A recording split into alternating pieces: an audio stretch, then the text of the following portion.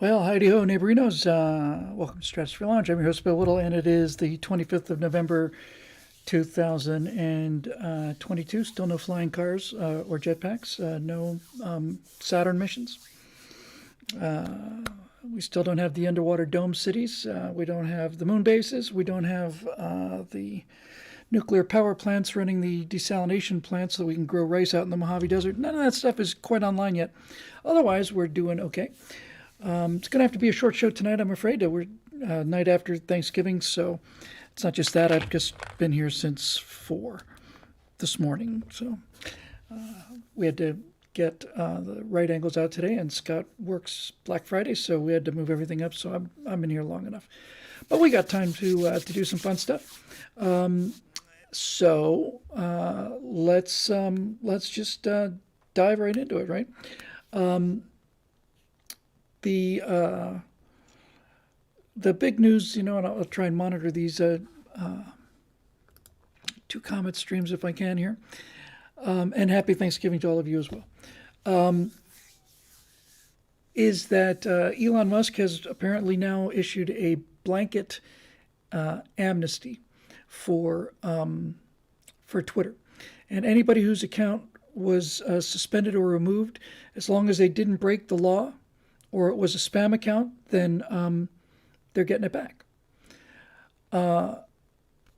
Thank you, Eric, for that super chat. Hail Bill, hail Eric. So, the guy he's actually doing it. I'll get to the forum. That's where we'll be going for sure. It's hard to fault the guy. He really did buy some free speech. And I don't think he's done yet. One of the things, these things are related, So a couple days ago, Musk tweeted out that he was possibly going to release the internal emails that Twitter had about covering up the desktop. The laptop, rather. So now, 2 days ago, CBS News reports, you remember how we told you for the last 2 years that it's all Russian disinformation? Turns out it's actually real. So they're just trying to get out from the wreckage, before the Hindenburg crashes on top of them. Yeah, that's a good point here. By the way, ocular deception in our YouTube stream says amnesty is a wrong term. It implies that they did something wrong. Absolutely. Lots and lots and lots and lots of progressives are leaving Twitter the same way that they're leaving America. They keep promising and never delivering those no good for nothing teases, because they now have to be confronted with opinions that don't agree with theirs, and they can't handle that. Talked about this on the Virtue Signal today with Zoe stuff. One of the things there's an awful lot about. It's really trying and exhausting and soul destroying about being a conservative in a progressive society where the progressives control the social media, the news media, and all the rest of it. It's just pretty much every day there's some things like, him too. I really liked him. I really did. I liked his movies. I liked his stand-up comedy, Bill Burr. I thought it was the greatest thing ever. Capitalism's killed more people than socialism has. Okay, thanks, Bill. Thanks a lot. I'm done. But what the result is it makes conservatives much more intellectually and spiritually, morally, and politically fit, because we have to deal with what they have to say all the time, and they never, ever. That's why they constantly try to cancel people.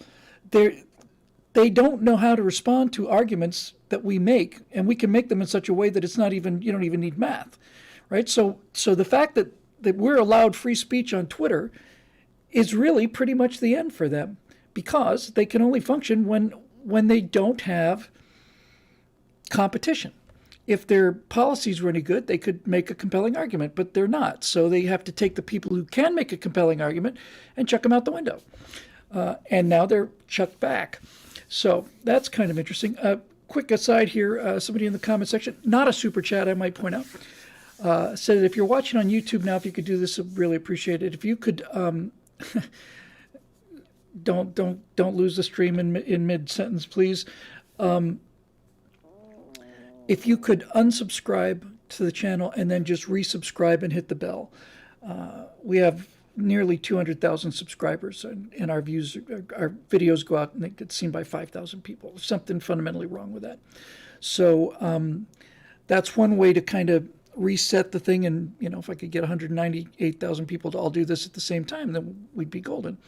But one step at a time. So if you're watching this live or if you're watching it later on YouTube, if you could just stop for a second, just unsubscribe, don't forget to subscribe again, and then hit the bell, and you'll know that we're here, and that will algorithmize the entire process for us.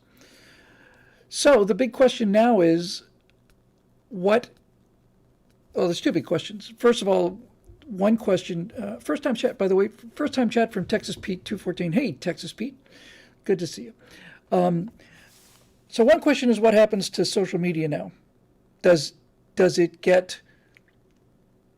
this effect bleed into other social media platforms? You don't have to worry about taking down Facebook. Facebook has taken itself down, so we don't have to worry about that.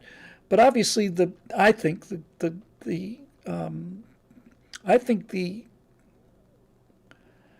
jewel in the crown is YouTube. I think I don't have the numbers, but I did do the calculations on I think they stream 10 billion hours a day.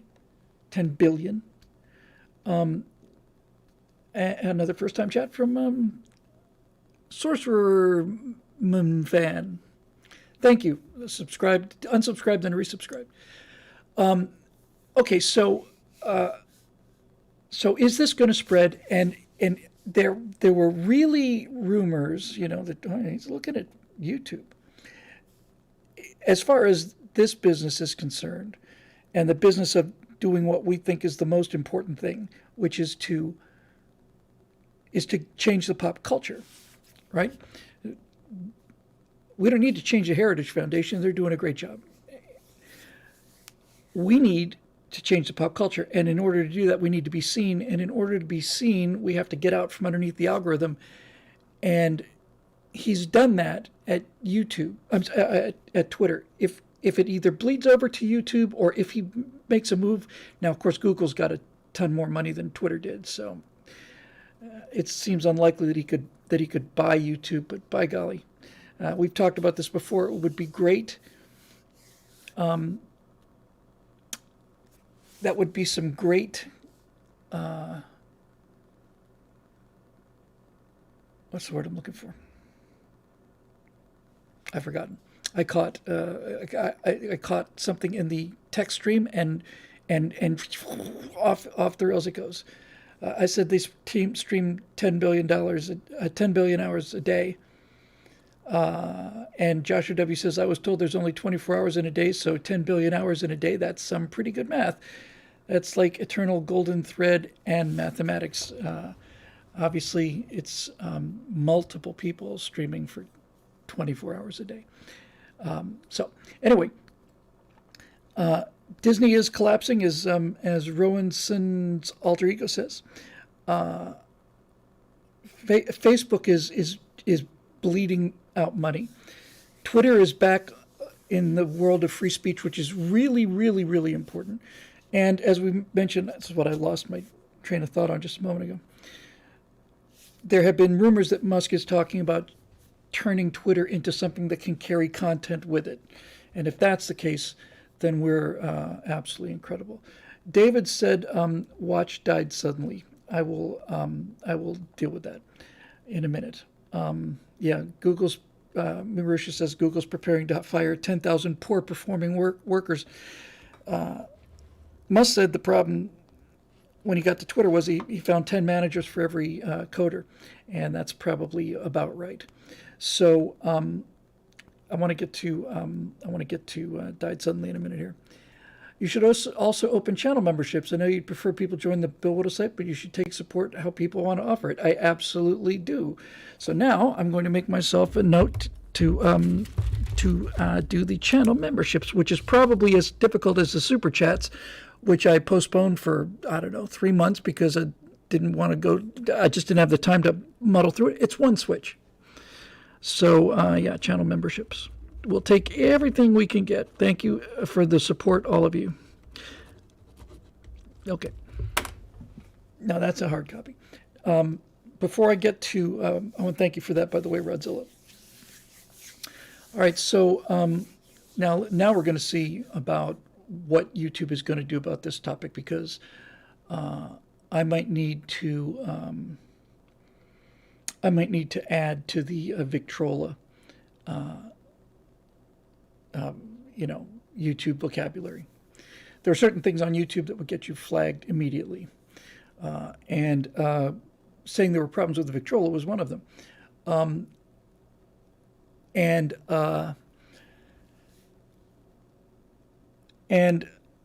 I have been watching pieces of research. I mentioned 6 months ago that I watched this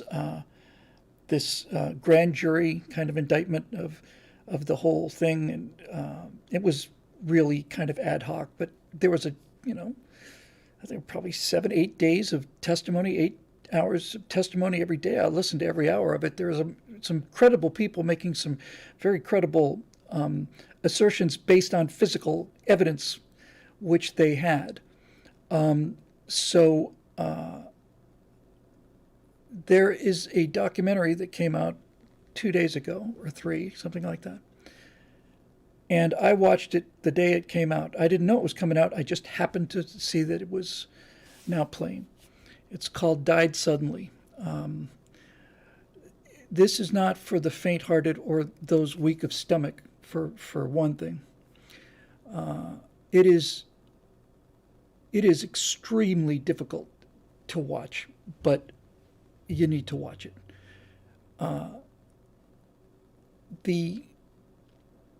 It's a documentary. It's about an hour long. It's not terribly long, and it is showing it's showing two things. One of them is it's showing what coroners are finding all around the world, and that is the kind of body horror that you would find in like a remake of The Thing. I mean, really, and like I said, this is not for the weak stomach. If you watch it, you will see things that'll just make you ill. But you need to watch it, because I look at this and I say, is this possible to fake? I don't know how you would fake it. I'm not entirely sure why. This thing's not going to make billions of dollars. But in any event, it seems to be real. And what's more, the same substances are being found in different bodies in different funeral homes all around the planet. So there's that. But the thing that's most disturbing about Died Suddenly is it aggregates a significant amount of video footage of people dying suddenly, and it is not a joke. I did a show, I don't know, 2 months ago, 3 months ago. Get the link. I can't get the link. If one of the mods could, that'd be great. And it is nothing but cut after cut after cut after cut of perfectly healthy, normal young people just in the middle of sweeping the floors, or they're doing a report on TV or whatever, and they just go down. And the thing that actually was the most horrifying to me, and it was this wasn't blood and guts though, Quibo. You really do need to see this isn't just like a fake autopsy. So when you see this, it's really shocking. And the thing that creeped me out the most was not every one of the people who went down that they had on camera had this syndrome is probably better. But a number of people just before they go down, drop dead. A number of them, they're looking around like they're seeing something, and then pow. And when you see what these coroners are finding, or funeral home directors are finding, it's pretty shocking. Now, if you'd talked to me about this 2-3 years ago, I would have said there's no way that this could be happening because of the number of people that would have to be involved in the cover-up. And I just, that just was just, to me, it was just taken as a rule of just like thermodynamics. Ben Ripper wants to know, just jumped in, what's the movie or documentary? It's called Died Suddenly. And it is horrifying. And I'm here to tell you, you don't want to watch this with your kids because it is extraordinarily graphic. And it needs to be graphic. You really need to see this. You really need to see it with your eyes. And of course, it's not, I'm sure it's not being hosted on YouTube or anywhere. Feeling over. They'd never seen this before. And some of the things that they're pulling out of bodies in the arteries and veins, they've never seen before. The first time they started to show up was, I think they said at the end of 2020, early 2021. Now, that is the same time that messenger RNA was injected into large numbers of people.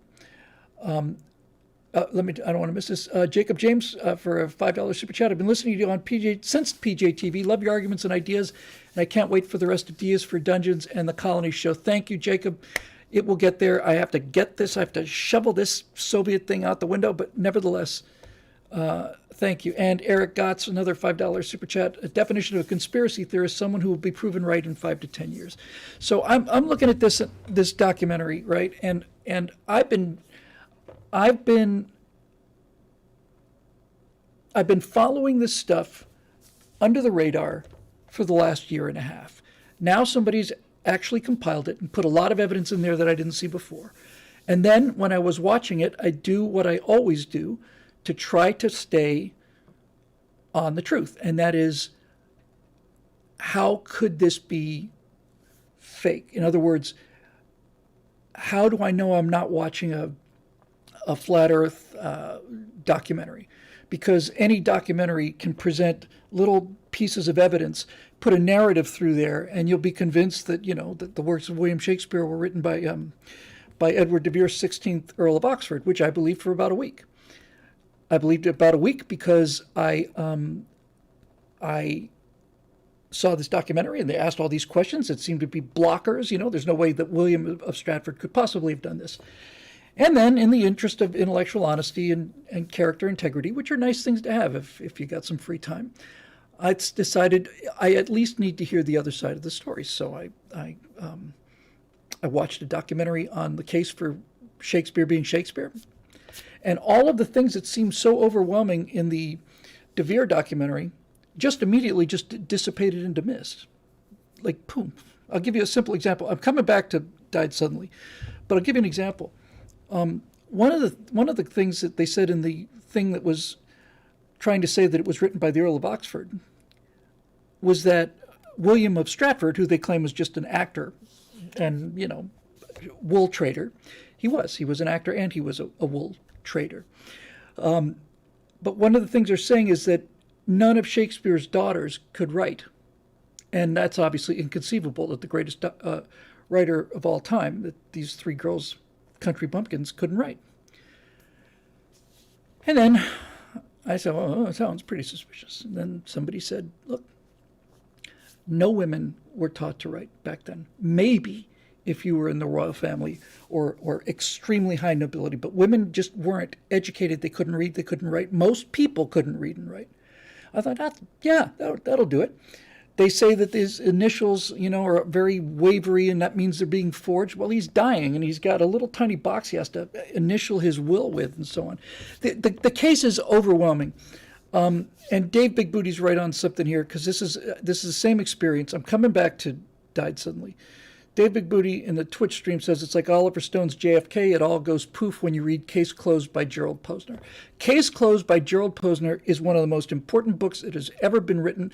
It changed my life That book changed my life. I cannot recommend it highly enough. Case Closed by Gerald Posner, and it is you watch this. I mean, you read the book, and when you're finished with the book, there is no case for anybody other than Lee Harvey Oswald. Now, there are people listening to this right now who are rolling their eyes and going, "Oh, for God's sake, you actually believe Lee Harvey Oswald did it acting alone?" I do. I didn't before, but I do now, because of the work that this one writer did to show not only that it was possible, but that it was inevitable. All of these conspiracy theories, they all deal with, the grassy knoll or the mob or whatever. No, none of them talk about Oswald. I read a book that had me convinced in the same way that the Shakespeare conspiracy thing had me convinced. And it was called Best Evidence. And it was about the idea that Kennedy was actually shot from the front. And then when he was on Air Force One, they went in and surgically reversed the paths of the bullet. And I remember clearly, I'd just gotten to LA. It was probably 88 or 89. I'm sitting in my crappy little apartment, one room efficiency, and it's raining outside, which is novel enough here, although I hadn't been here long enough to realize that. And when I read that denouement, I actually felt like, oh my God, now that I know, is there somebody outside? Am I going to get hit? Am I going to get, whacked because I'm in on it now? So yeah, I bought it because it's very easy to buy when you do things like this. I saw Michael Moore's Bowling for Columbine, came out of that theater thinking, man, that guy made some good points. And on the drive home, I realized, no, he didn't. No, he didn't. He didn't make any good points. It's all lies. It's all lies, and it's all the suspension of disbelief. So anyway, this documentary, Died Suddenly, is very powerful. So I asked myself, okay, so let's prove it's wrong. Let's set out to prove that it's wrong. That's usually the best way to tell if something is right. And the way to tell if something is true is to do your very best to prove it false. And that's what I was doing watching this movie. And I'm not saying it couldn't be faked, but I am saying that the likelihood of it being faked is very, very low for a number of reasons. The physical evidence is overwhelming. Even if you had a special effects house or something, this is not easy. And again, it's been reported in a number of different places by reputable people who don't seem to be doing the book tour out there. They're not trying to sell anything. In any event, it is it's pretty awful. Capital G Geek said, so what about TWA Flight 800? Up until very recently, I thought that, no, it was shot down. Don't be ridiculous. And then you find out that they're conducting naval operations in the area, and the Aegis missile system is being tested, and multiple witnesses saw something come up. And so now you have to ask yourself, where do you draw the line? And this is the thing that is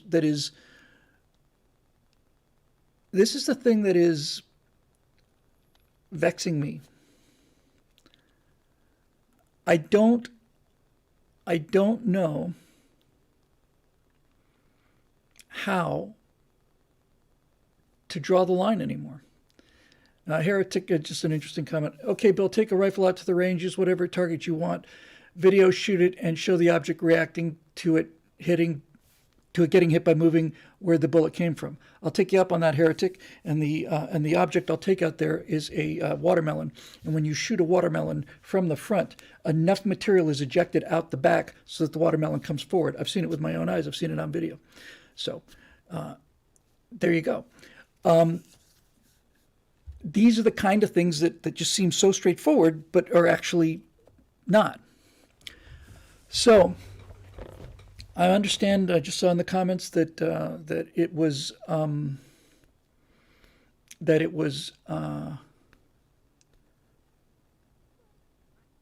what am I trying to say here?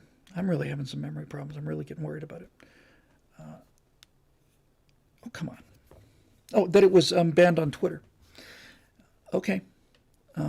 Somebody over on YouTube said that it had 8 million views. Is that 8 million views on Rumble for Died Suddenly? I found it to be compelling, and I have not been able to,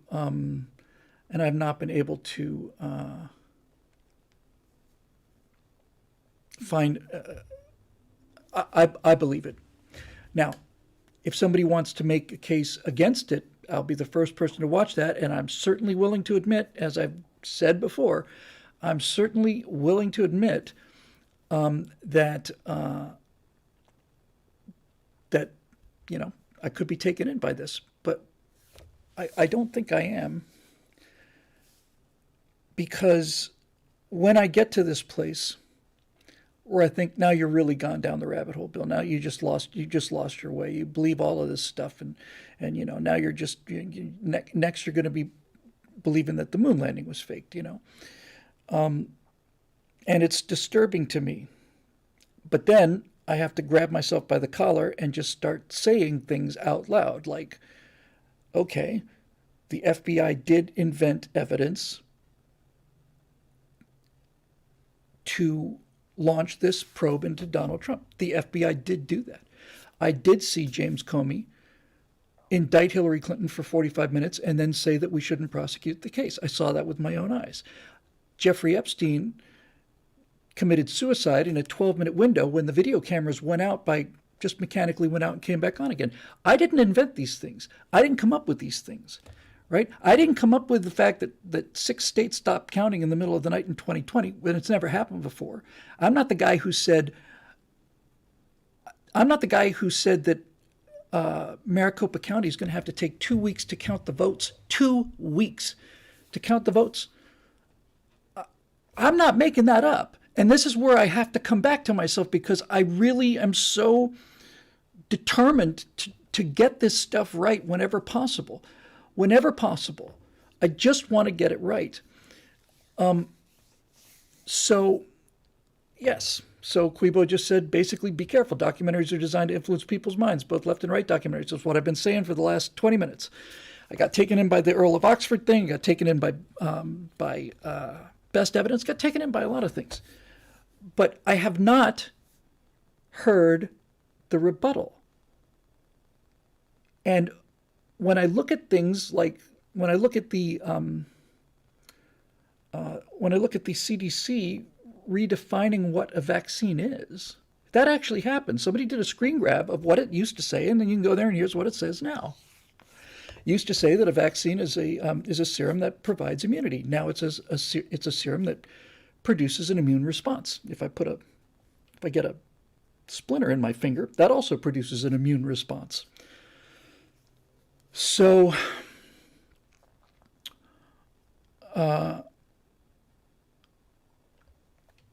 where do you stop here? Okay, so here you go. Bishop Cruz says that he's very close friends and family in the medical field. I'm horrible at restating medical information, but they all say that died suddenly is bunk. I would like that to be true. I really would. I would really like that to be true. But again, now we come to when we go down this road, then I have to stop myself constantly, and I have to look at what is real evidence. And the real evidence is, what is the Canadian province? Which one was it?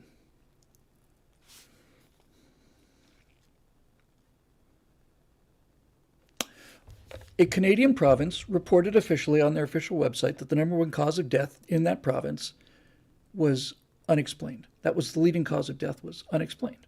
I didn't put, it was Alberta, thank you. I didn't put that there. I didn't make that up. The people who made this documentary didn't make that up. That came from Alberta. And when you see things like this, you have to ask yourself, where is the truth?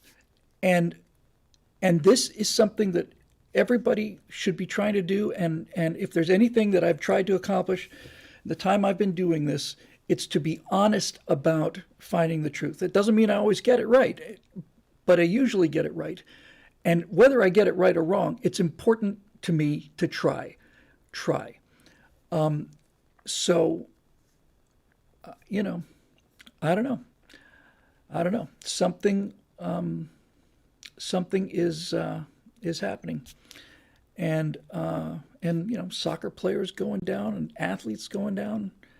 This is not this is not a joke. And one of the things they mentioned in the movie, and Calmex just mentioned it here on YouTube, birth rates are falling off a cliff, and stillbirths are experiencing an alarming spike also.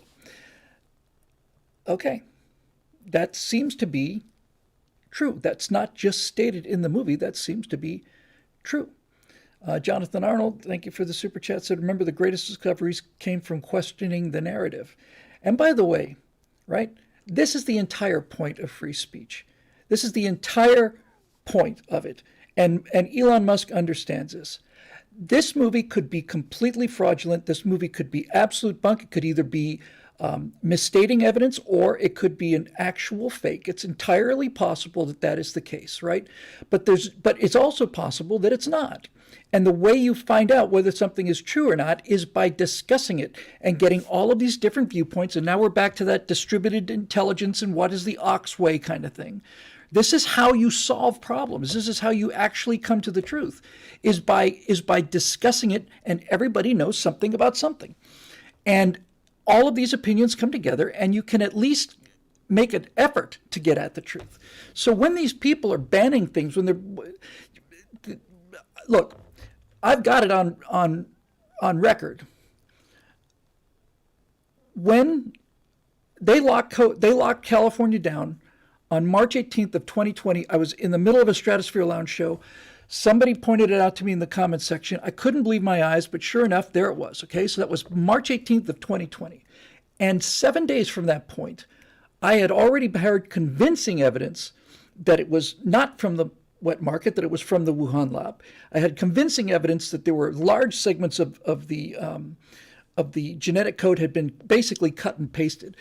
I knew a number of things about this. I knew what the actual mortality rate was. I knew what the survival rate using non-Victrola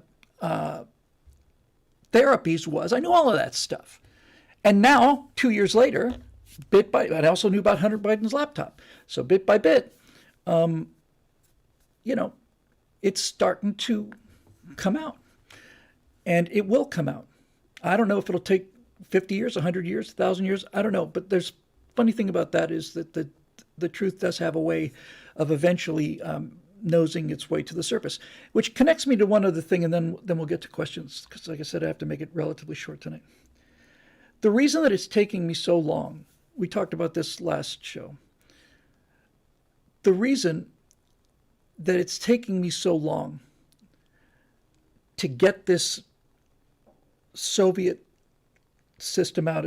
I've changed the format a little bit. I talked to Jeremy. I'd like to rename it An Empire of Terror. And that's what I think I'm going to call it. And the reason it's so hard for me to get it out the door is because I can't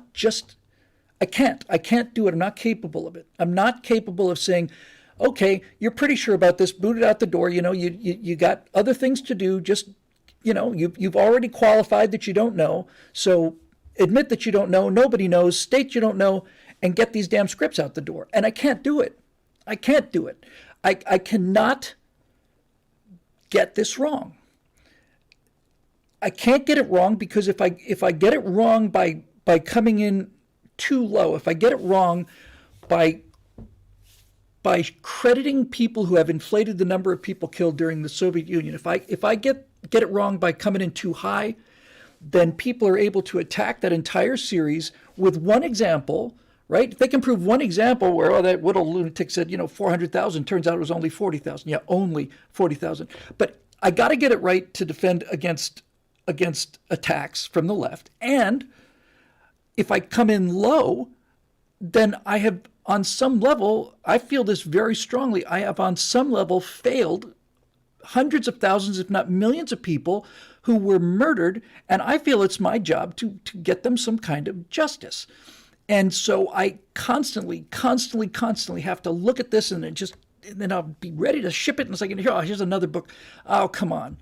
For example, I talk about an entire section of the first chapter is about the actual execution of the Romanovs. And I wrote what one of the guys said. One of the executioners said, this is what happened, this is what happened. And then I read another book just a week ago, and it's completely, the events happen. There's no question that the Romanovs were all shot in this basement, along with 4 servants and stuff, and a dog. No question about that. But one guy says, I shot this guy, and then Maria moved over here, and the other guy says Maria was killed instantly, and what do you do with that? So I think at that point, you can just make the case that, okay, so whatever happened in that 20 minutes was not pretty. Anyway, being right, being accurate is important. And nothing bothers me more than going out there and being wrong about something, which is why I'm not wrong very often. And I've been saved at the last minute by a number of people as well. I would very, very, very, very much like to hear the case against died suddenly. Very much like to hear it. And if it turns out that that it is just garbage, then it should be simple to explain not only what we see in those autopsies, it should also be simple to explain what's causing these young people just to collapse. It should be simple to explain why unexplained is the leading cause of death in Alberta. That should be something that's easy. If somebody comes to me and says that the moon landing didn't happen, and here's my proof, there's a letter C on a rock, right? I can refute that. I can do it easily. I can present a series of rocks that have every letter in the alphabet on them. And furthermore, I can prove that the fact that the dust is flying like water means it's in a vacuum, and it's easier to go to the moon than it is to make a vacuum that size. And then there's all the logical things. Why did we go 6 times if the whole thing's a fake? Why would you do that? Why would you do that? Why would you get on a car and drive for miles live? How would you do that? How would you fake it? How? It's just not possible. So in any event, I am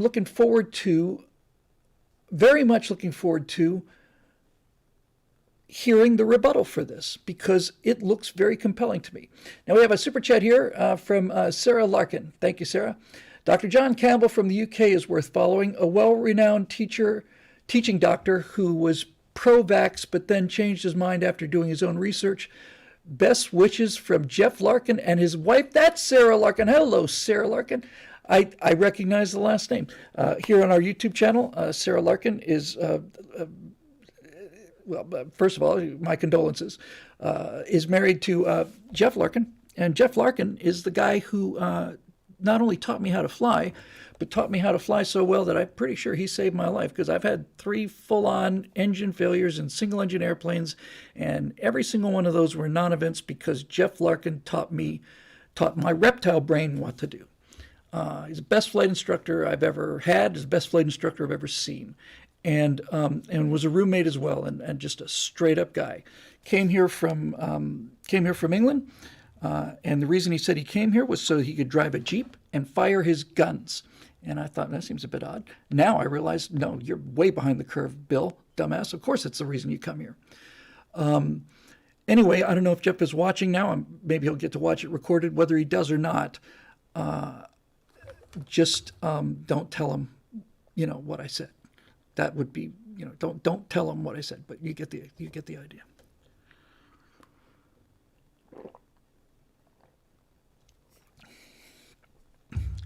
I'm going to wrap this up, and we'll go to the forum. But the biggest defense about the numbers issue, in terms of the number of people killed, the biggest defense is that if I say that 900,000 people died at Coloma, and you say, no, that's ridiculous, it was only 60,000. That's 60,000, right? When your argument is, no, it wasn't 6 million, it was only 1 million.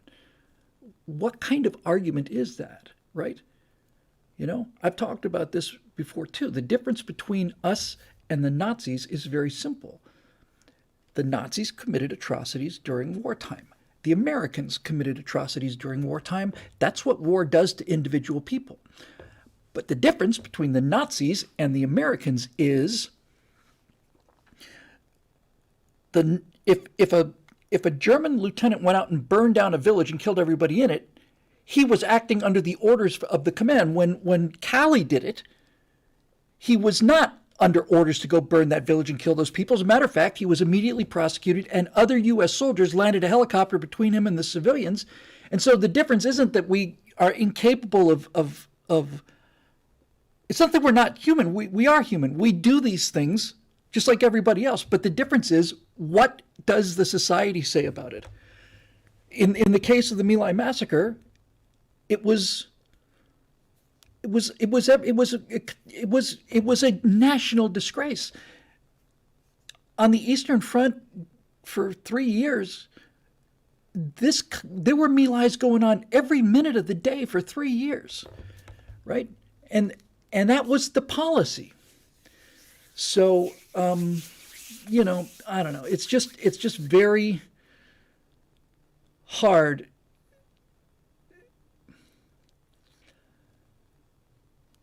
Here's the close. When I mention something 3 times, it's like saying Beetlejuice. Then that's when the vault questions open up.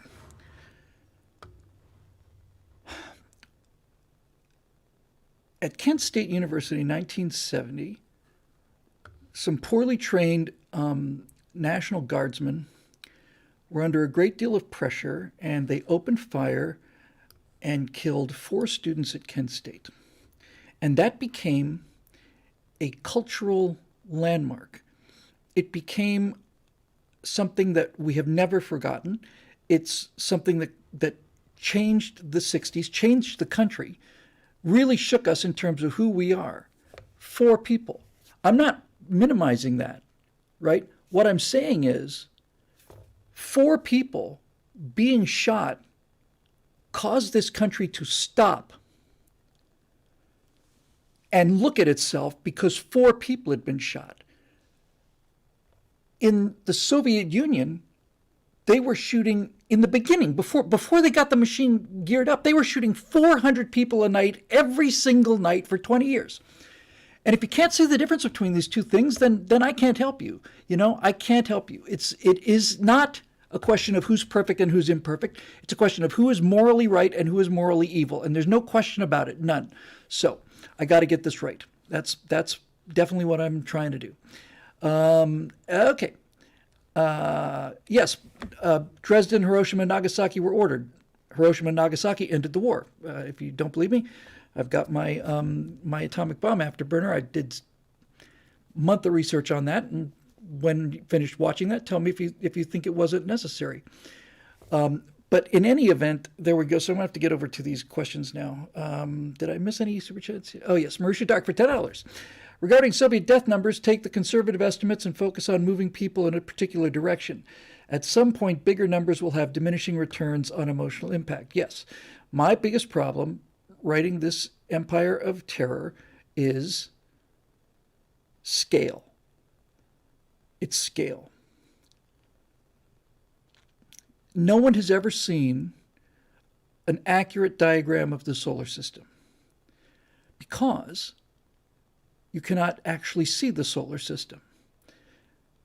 If you make the planets big enough so that you can see them relative to, there's little Earth and here's big Jupiter. If you make the planets big enough, then they are probably millions of times, certainly hundreds of thousands of times larger than they should be. If, on the other hand, you keep the planets to the correct size, then you cannot see them because if you're looking at the entire solar system, they're just infinitesimal points.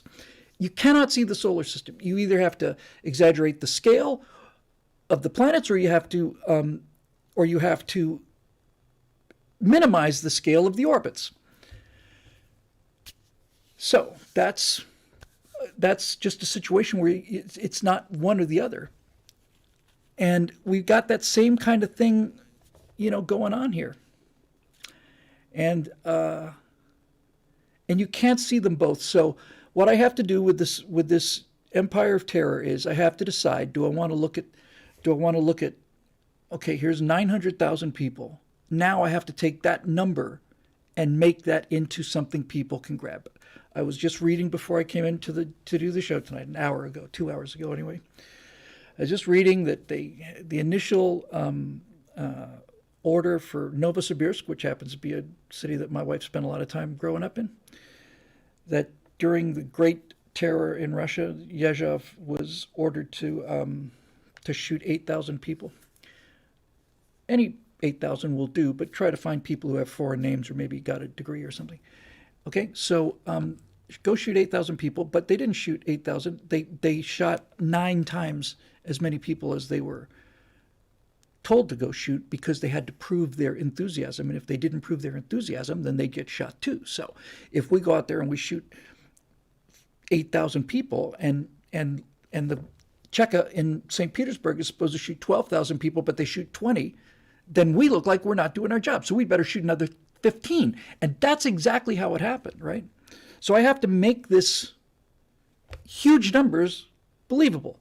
So the number ended up being 43,000 or something like that. I haven't had a chance to do the research yet, but basically what I will do is I will say, okay, so 43,000 people, that's Dodger Stadium. Now, you can say that's Dodger Stadium and you realize, oh my God, look at all that people, because when you think of Dodger Stadium, I don't know what Dodger Stadium holds, it's in the general ballpark.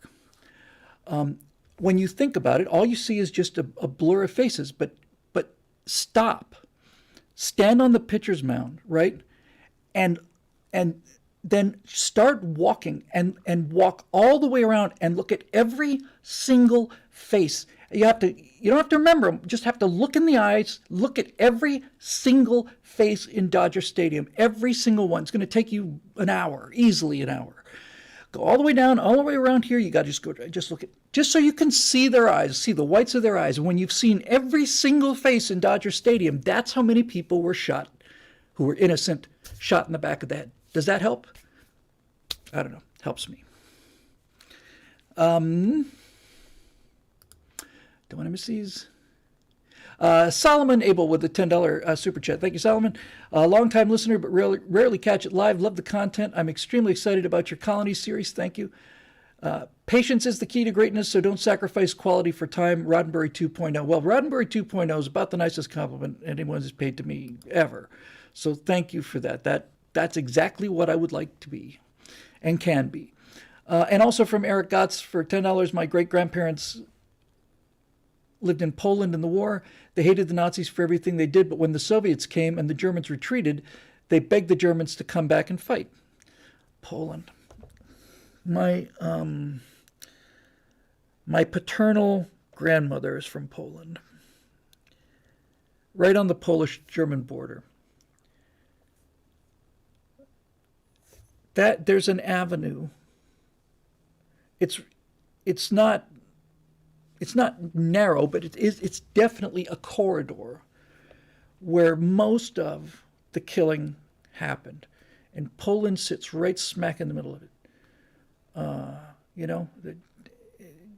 Poland has just been, right when the Ukraine war was starting to really cook and everybody was really going, rah, rah for Ukraine. And I don't think it was going rah, rah for Ukraine, but I know which way the tanks were going. In any event, not long after that, I saw a documentary a feature film. And I forget the name of it. It was the name of a Polish area. And during World War II, Ukrainian paramilitaries went into Poland because Poland has claimed, thank you, I don't know how to find it. We got a super chat on, give me a second here.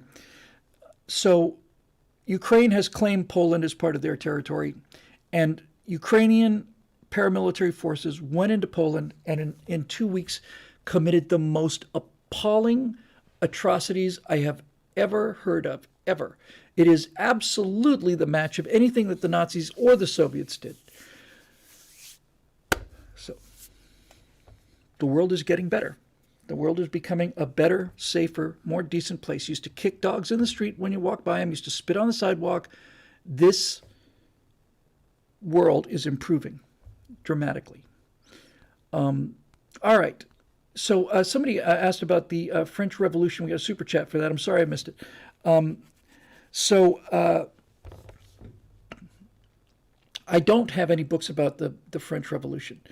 I do know that the biggest students of the French Revolution were Lenin and Trotsky, especially the Jacobins. They were the ones who first came up with the idea of terror, of scaring people into compliance. And when the guillotines were running during the terror, they had to ramp it up. So just like the Soviets, they had the terror, and then they had the Great Terror, where terror goes into overdrive. So in any event, that is where this kind of inhumanity came from first. The Lenin and Trotsky, the Bolsheviks, studied this Paris Commune, and they studied the effects that that a small group of people, the power they could have over large groups of people. They had that power without being elected. They did not have popular support. They did it using this lever, and that lever is fear of your life. Infidel 42 in the Twitch stream just nailed it. I guess it's one word. It's a hyphenated word. It's a contraction. In the French Revolution, it was j'accuse. You just point somebody, j'accuse. I accuse you. And that's all it took. He's a counter-revolutionary. That guy. And the guys with the cockades in their hat would go grab him and put him in a wooden cart, haul him off to the guillotine. Better to be safe than sorry. Same exact thing in the Soviet Union. Was reading this 2 hours ago. If you were playing cards with a friend and you casually mentioned that the electricity went off earlier that day, you could be either shot or sent to the gulags because of anti-Soviet propaganda. And so everybody shuts up. Everybody listens to the approved thing, the current thing, and they just plain parrot that. They don't take any risks at all. They would take people. This is some of the stuff. Just sometimes it's this tinier stuff that's actually more accessible because you can at least connect to it. For about a year during the Great Terror in Novosibirsk and in many other cities around Russia, if anybody that went to the police station was arrested, and very likely either sent to the camps or shot. If you were delivering paper to the police station, you were arrested. Anybody who came to the police station, they just arrested. Is it because, well, maybe these people, no, it's just because it's more convenient that way. They have a quota. They have to fill the quota. Instead of going out after finding people, here somebody comes to us. Great, that's one less person we have to get for today. And it's all buried, and it's never talked about. You see these kids on college campuses waving the hammer and the sickle. What a perfect symbol for the Soviet Union, The hammer is there to smash the proletariat, and the sickle is there to slice the necks of the peasants. That's exactly perfect for them. That's exactly what they are. They're a hammer and a sickle. All right, I'm moving on because it's moving on time. Let's do this. Now I've got 3 things open, but we will find a way because we are steely-eyed missilemen and we don't let little technical problems get in our way.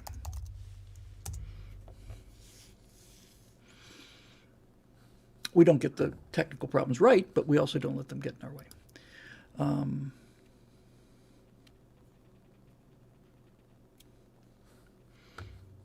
All right. Members. Member forum. Here we go. Stratosphere Lounge questions and more. 11:25:22 Stratosphere Lounge questions. All right. 16 posts. My short night's going to be a longer night than I thought. All right, let's get started here. I'll try to get through these faster. This is what my wife is always telling me to do. And I say, honey, it's not my fault. I just start walking down a path and I don't know where it's going. But I'll try.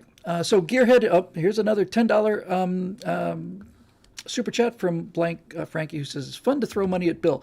Blank Frankie is absolutely right. You have no idea how good that feels. Really. You really, you probably won't. You won't know. All right, so Christmas 2000, a Floridian told me a rumor. I know, bad start. People were handed multiple ballot cards for the Punch Chad voting system, which we used to have here. Something about more cards than would even fit. I thought about it. There were hanging Chads, dimpled Chads, and pregnant Chads in the news. Correct. Theory. With 2 or more cards in the device, you'd have to push harder with the stylus to break the Chads out. If you didn't, the dimpled Chad was on the top card, the pregnant Chad was on the one below it, right? To test it, you put a force transducer on its stylus to get a baseline of what normal single card voting looks like. Let's say the average force to punch out a normal Chad is 1/2 a pound. Then you put 2 cards in these and then 3. The goal is to characterize the force needed to make the dimples the same size visually under an optical comparator as the ones from the 2000 Florida election. I'm betting the force would be consistently higher. Wow, this is in depth. Then the fun begins. Pull those ballots out, if we still have them, and see whose those dimpled votes were for. I made a very small fuss about it in 2004. I don't think they cared. Who am I kidding? Democrats are smart enough to anticipate this, and it was 23 years ago. The ballots are probably destroyed. Bill is right. We need to go back to the butterfly ballots with the ink a vote system. For freak's sake, it's Saturday, and we still haven't clinched the House. Move along. Nothing to see here. This question was written a few days ago, but yeah. All right.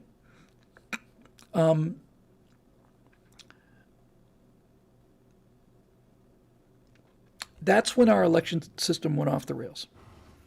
And what happened was the Democrats broke the law. The law was mechanical count.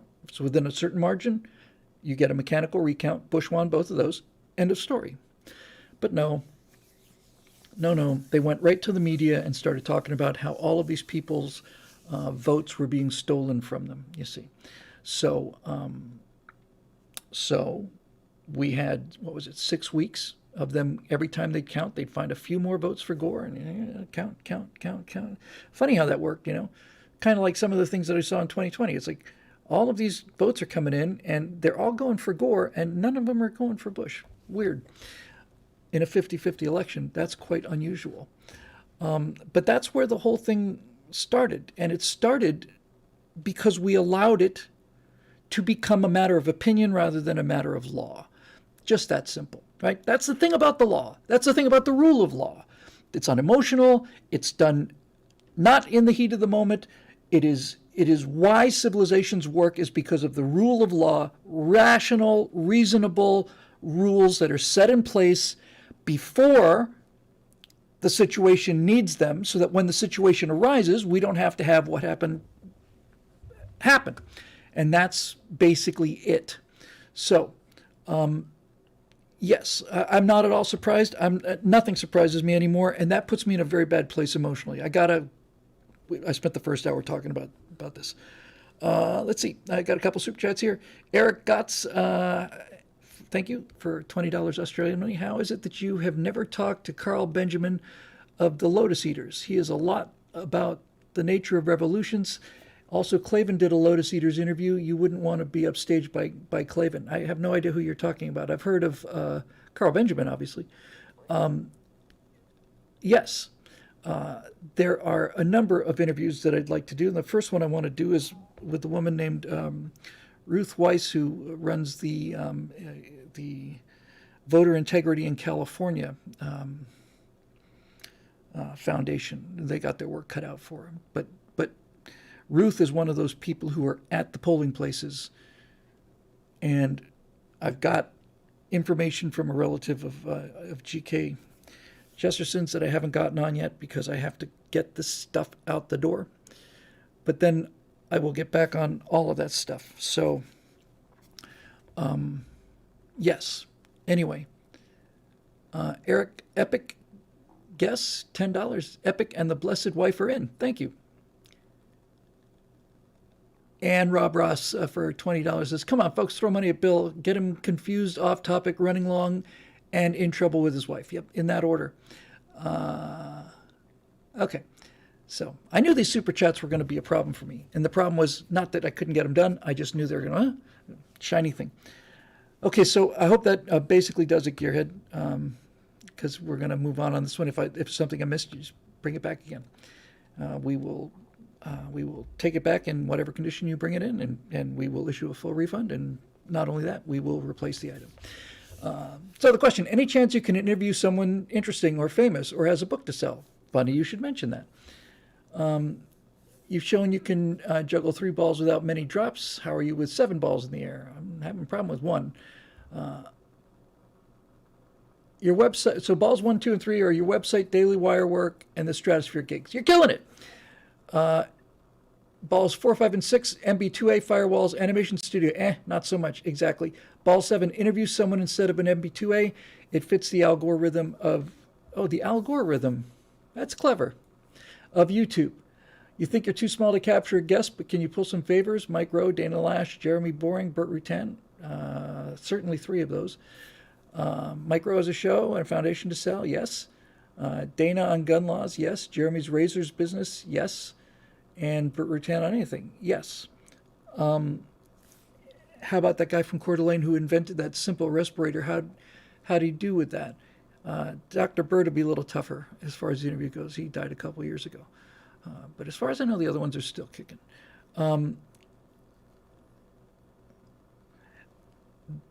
This Empire Terror thing has been so difficult and is so far behind schedule that I find that if I start dissipating any of my focus at all, I just whip myself for the rest of the day. So I got to get this thing out the door. And the timing was necessary because I needed the money to keep the business going. So I didn't have a choice. Not that I don't love doing it, and not that I don't love the result. The work I do with Daily Wire is terrific. But the day I released the finished animation, 3 days after that, I just had to put animation down, and I'd put it down until I finished this thing, and this thing's been on my back for months. It's horrific. Hopefully, it will show up in the work. And when it's done, then we can move on to a bunch of other things. So as far as juggling all those balls, yes. There are a number of other people that I would like to interview, and there's a number of other people that I would like to be interviewed by. I have not been able to pursue it, and I haven't been able to pursue it because I've got this thing in front of me, and I can't do anything until I get that out of the way. Once I get that out of the way, this will be the most difficult thing I've ever written or will write. I'm telling you. Everything after this will be easy compared to this. This has been more research than the other 3 combined, and the other 3, once you got the basics down, it would just write. This thing is just, it's like pulling stumps out of a swamp with your teeth. But this is the hard life I have. It's worse than Stalingrad. Showing up the legend for $5. California Republicans won against the Dems by out ballot harvesting them. Their strategy using churches. One church harvested 12,000 ballots. Yes. Yes. If you have a system that works and it's replaced with an inferior system that works to the opponent's advantage, that's why they put it in place, because it was defective, but it was defective in their favor. Now the question is, do you use this defective system? And I think the answer is yes. However, this is why I want to interview Ruth. Ruth said that mailing in ballots for Republicans was big mistake. She said that the only way to be certain that it gets counted is to take it down there, drop it in the box in person.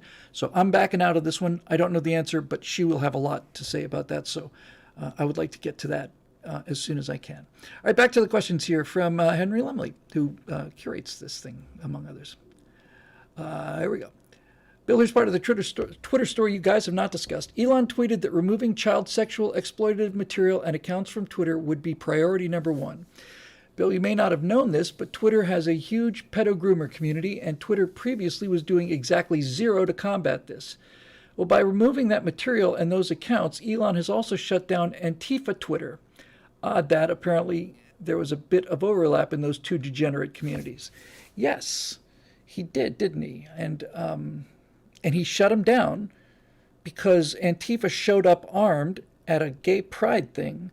And I thought that's weird. And then I realized they probably showed up armed thinking they're defending them, from the fascists, the Trump supporters. So you've got these children dressed in all black with their mall cop, cargo pants and all of that stuff. And they're just doing the thing that they do. But carrying weapons in public, wherever this was apparently against the law. I don't think it should be against the law, but it is against the law, so there it is. And so Musk pulled that particular, not all of Antifa, but he pulled that particular Antifa cell and said, no, we don't deal with illegal organizations here. It's changing. It's definitely changing. And it's getting better every day. And I just start salivating. I start champing at the bit, not chomping at the bit. I start champing at the bit when I think about how things would go if we had a more or less even playing field, if we weren't having to fight a 30 percentage point headwind in terms of the public opinion they're able to create by owning all the mechanisms. Cody Fett for $10. Your talk about accuracy in history makes it clear you should look into TIK's history channel for how much you might disagree with him as much as you would agree. Okay. I am going to, I'm not arguing with you, Cody. It's a great idea, and I'm looking forward to seeing the footage because there's a lot of great content out there. But right now, I'm going to a primary source. Hang on a second. No, spam risk. Okay, never mind. And if it would be one step removed if I were to look at his stuff and then base what I'm doing on that. We're probably reading the same books. However, I'm looking forward to seeing it. Again, it's just a time issue right now. Okay, now we get, okay, here we go. This is why people pay their memberships, because this one is in-depth, and it's a pleasure to be able to answer it for people who've been keeping all the lights on here. Settle back, get a coffee. This one's going to take a while, so obviously it's important. From Joe R.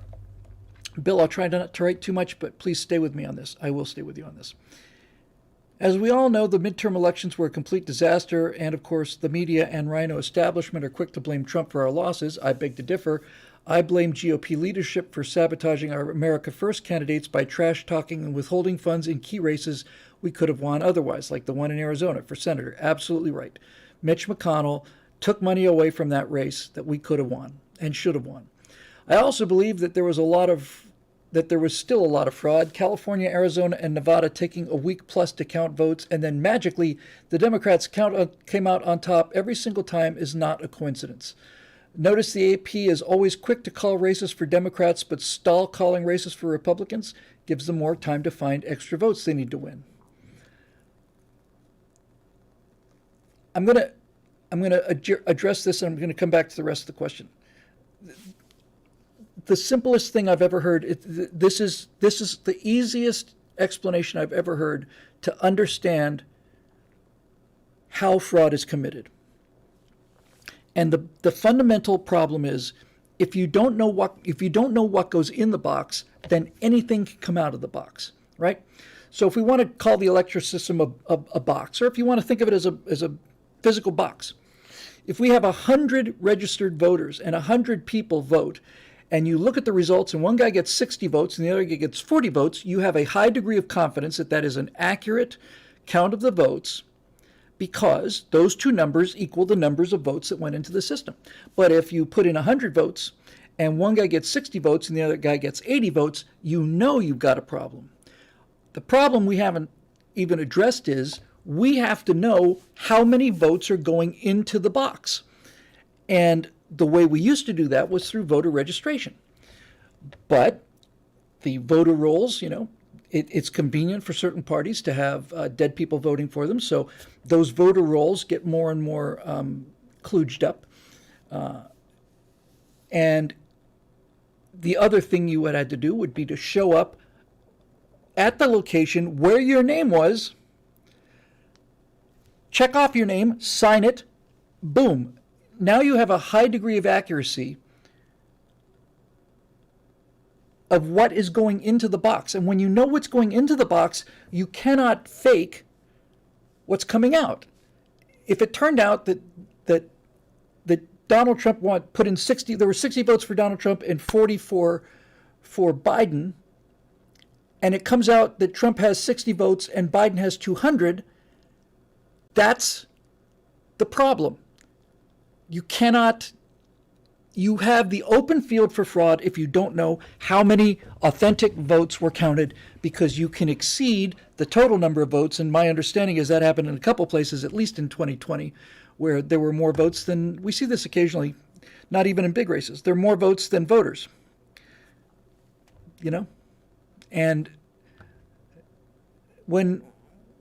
if we're going to try and fix the electoral system, which is job number one, I think the smart thing to do is to just say, hey, look, Democratic Party is always talking about democracy and how big, wonderful our democracy is. Couldn't agree more. You're worried about Donald Trump and Republicans stealing the votes? Couldn't agree with you more. So let's both together, let's just sit down and figure out a way to make sure that those Republicans don't cheat on the votes and that nobody else cheats on the votes either. Just come out of your trenches just a little bit to get the system fixed. So anyway, back to Joe R. Also, it's reported that Arizona Democrats and especially Maricopa County officials launched an aggressive campaign to get out the vote early for Democrats as much as possible. But then, alas, on Election Day, when Republicans show up in huge numbers at the polls, 30% of the machines are malfunctioning, printers are running out of ink, lines are getting too long and are told to go home and come back later, rejected ballots are put into its own special bin to hand over to count later, i.e. the garbage bin. In Nevada, the Republican candidate for Senate was leading by over 2 points for days until the security cameras in Las Vegas precincts go dark for 8 hours with no explanation, and then magically the Democrat wins the Senate seat. Ironically, the Republicans won the Nevada governorship by a similar margin. The Senate candidate was up before the honking. These are not coincidences by any means, and why we keep letting this happen is beyond me. I'm going to stop for a second here. I was in Nashville for Election Day to do the coverage at night on Daily Wire. And the first thing I heard right around noon when I got to Daily Wire was I heard a report that the counting machines in Maricopa County were malfunctioning. And it was like getting punched in the stomach. It was just instant. It's like, oh, what? Yep. Oh my God. And then again, I didn't invent this. I saw it with my own eyes. Then the guy comes out, he's kind of, no big deal. And he's got a line of voters out there, all of them Republicans, because it's Election Day. Okay, so we got some good news and some bad news. The bad news is we got two counting machines, two tabulating machines here. One of them is out of order. You have one job, 2 years to prepare for one day. One of them's out of order, but the good news is the other one is working with 70% accuracy. Okay. You hear people saying, can I go someplace else to vote? Nope. Ballot cannot leave here, something like that. And I just thought, okay, all right, okay.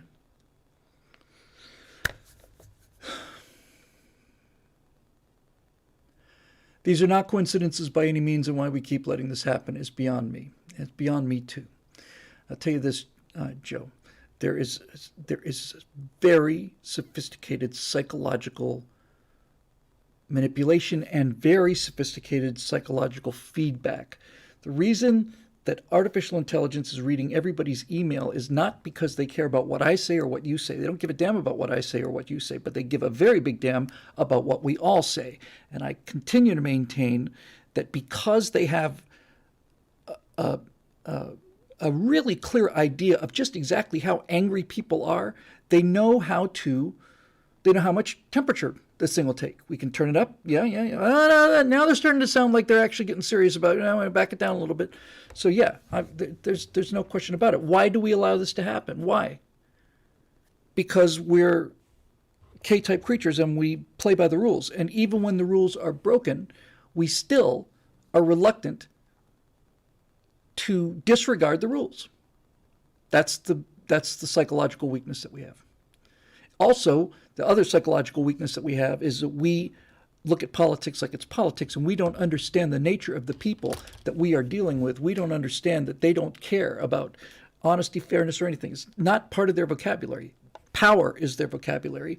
They believe that this world is corrupt and they are on an evangelical mission to bring heaven on earth, and they will do whatever they have to. And that is exactly what the Soviets did, by the way. Exactly. Well, if we have to kill 30 million people to make the workers' paradise, that's what we'll do. That's some paradise you got there. Rushi Dark for $20. Not sure you've heard of Razor Fist. He's from Arizona and has a good track record for political predictions. You like his rhetorical skills, such as we need voter ID and paper ballots to stop Trump from stealing the election. That's exactly how you sell it. Okay, so back to this.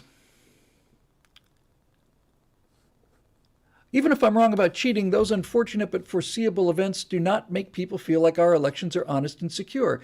And all it does is erode faith in our election system. Exactly. And by the way, if you're Russia or China, what is the single easiest way you can destroy America? You don't have to build a fleet you don't have to build 11 carrier strike groups. All you have to do is convince the country that if the other guy wins, he's cheating. And that works both ways.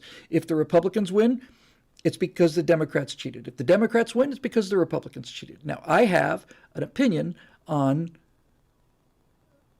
which way this is flowing, but essentially that's basically it. And I think it's because the Democrats, when they win, it's the most transparent and secure election ever. When they lose, there's chicanery afoot. We're seeing there's chicanery afoot all the time. And by the way, when President Asterix made that speech in front of Independence Hall, he mentioned democracy, 14 times? Our democracy, our democracy, our democracy, our democracy, our democracy. And you know what we did?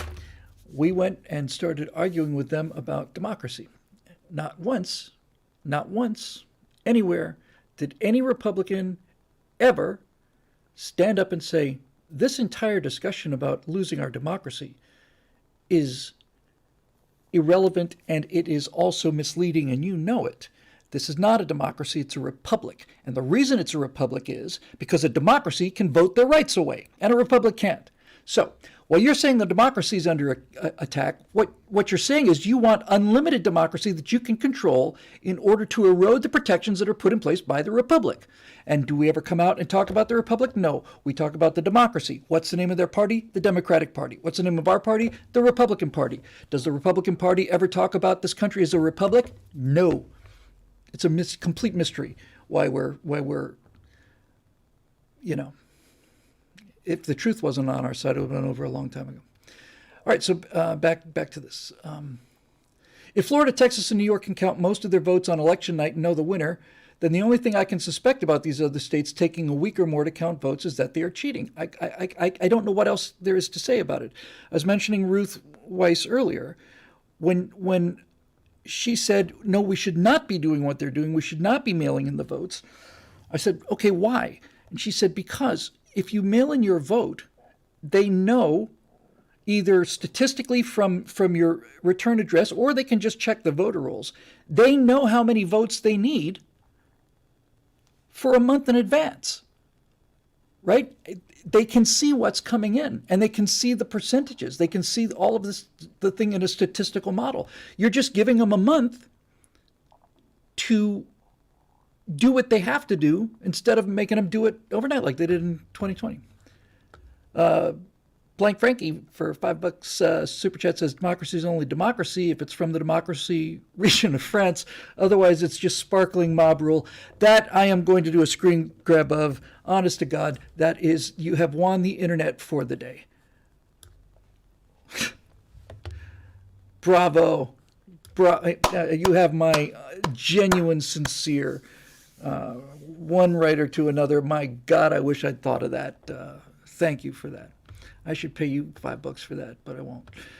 Democracy is only democracy if it's from the democracy region of France. Otherwise, it's just sparkling mob rule. Perfect. All right, so back to Joe, because he's not finished. He's got a lot to say, and I don't blame him.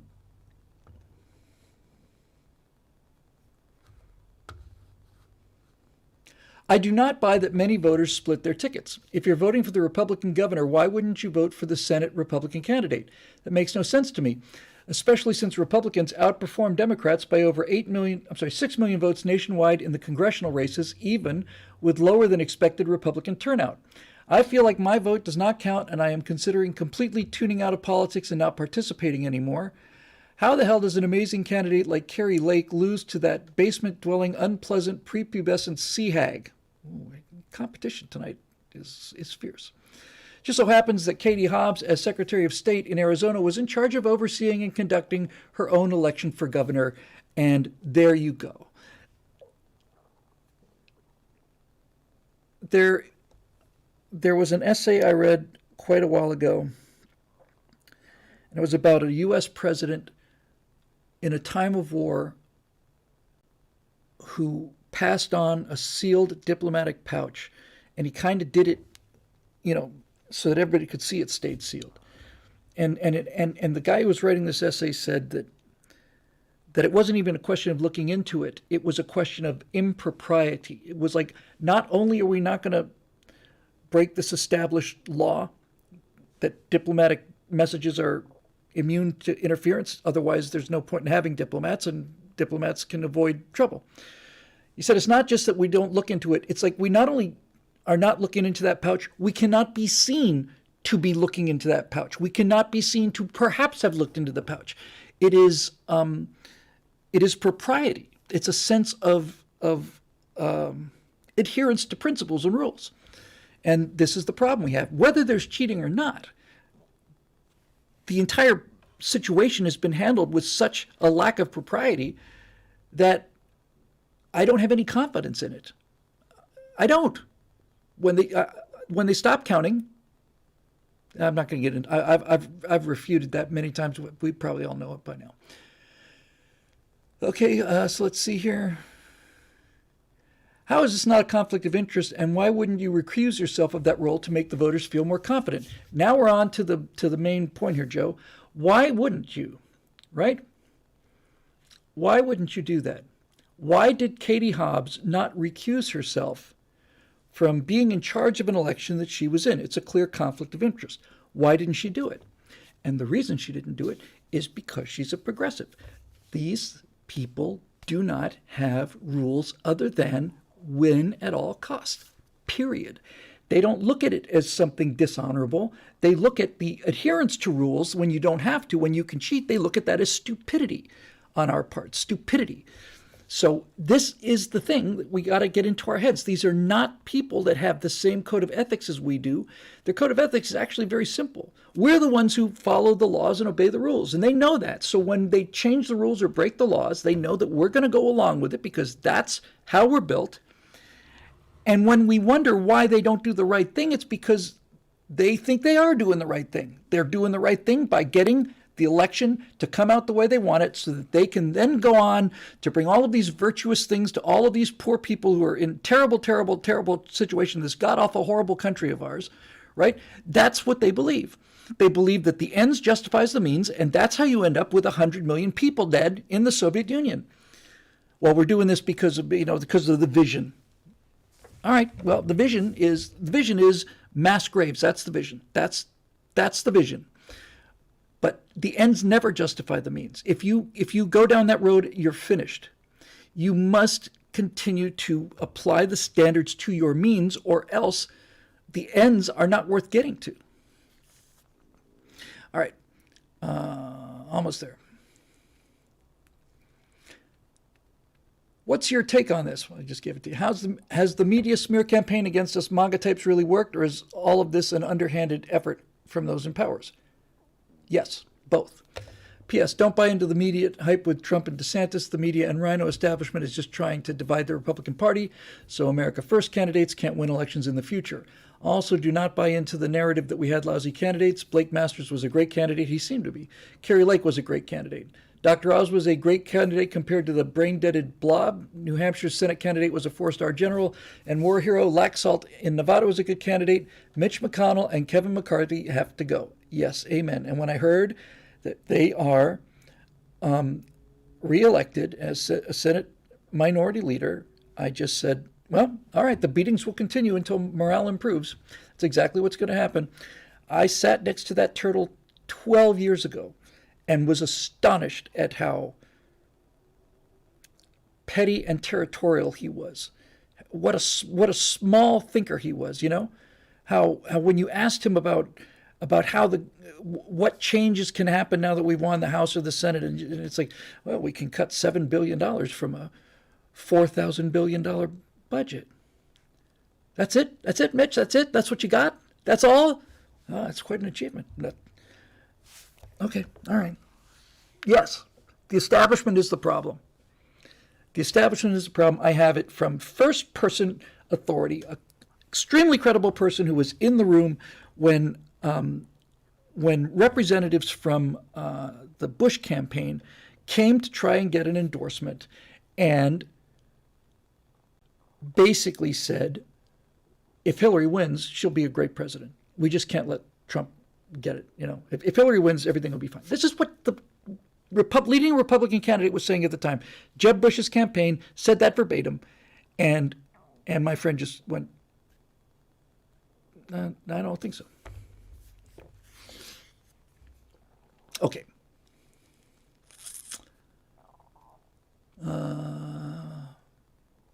Mitch McConnell and Kevin McCarthy have got to go. They are doing deliberate damage and sabotage to our movement, and it is unacceptable.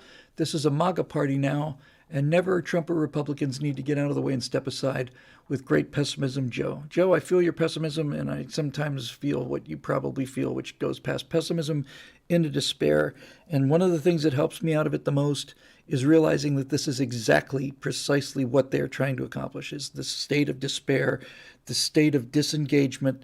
We disengaged ourselves from the pop culture, and so we're not in the pop culture. So we just walked off the battlefield, and so they just took it by default. It was a,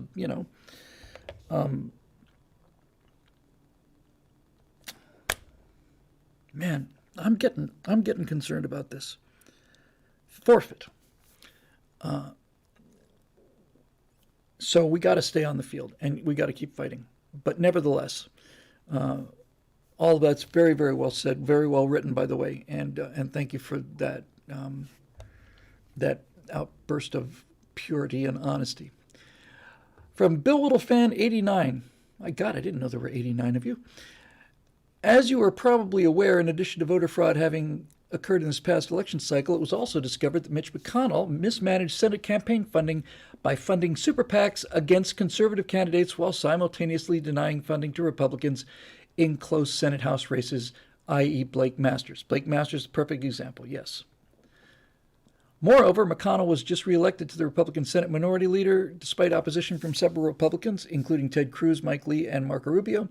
Talk a great deal about the GOP needing better messaging and whatnot. That all sounds great, but how in the world do we implement any of these ideas with leaders like Mitch McConnell standing in the way? It's like trudging through the beaches of Normandy during World War II while constantly having to deal with our own commanders ordering fellow troops to fire on us from behind. Well, yes, sir. Not only do these commanders always go unpunished for their misdeeds, but they are repeatedly awarded and placed in charge of the battles afterwards. Yes, we just talked about this, Bill Whittle Fan 89, so I'm not going to go through it all again. I will just simply say,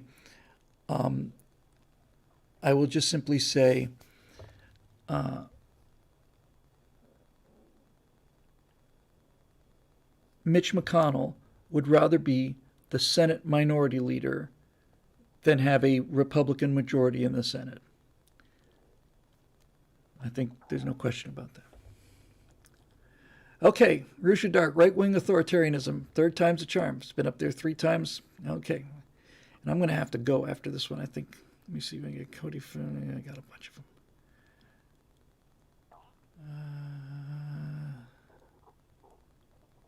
Okay.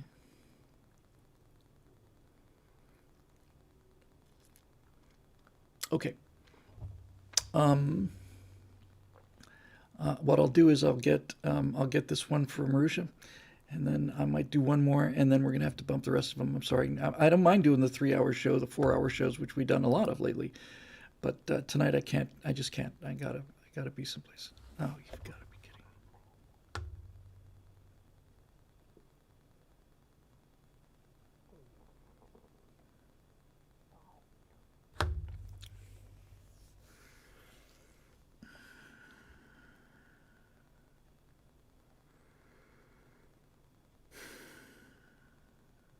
Well, I hope those of you watching live have enjoyed the show because I didn't hit the record button.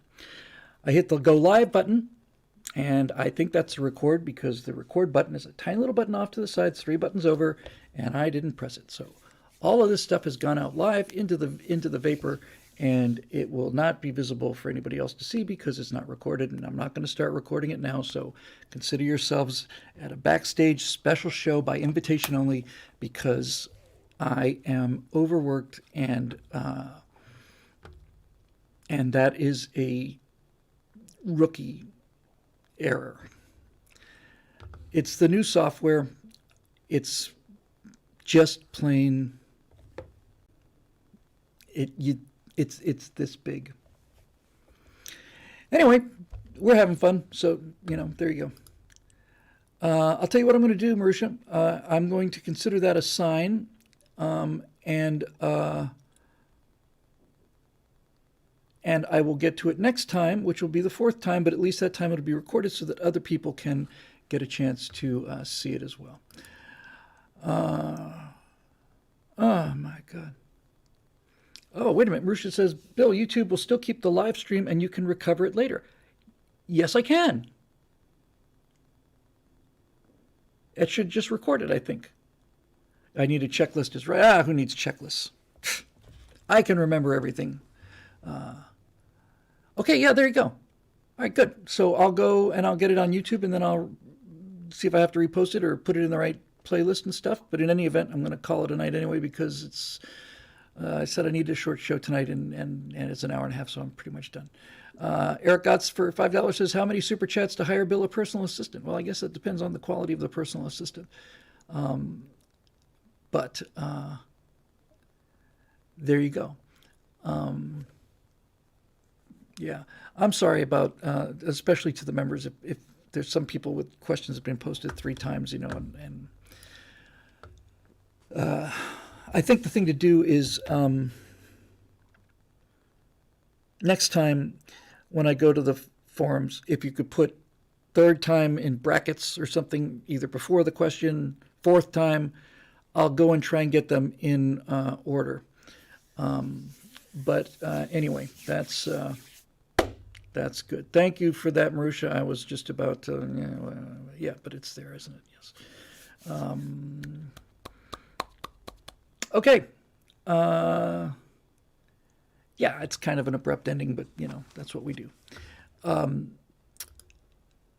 Yeah. All right. There you go. I've been here since 4:30 in the morning, and it's now 7:45 at night, and I'm tired.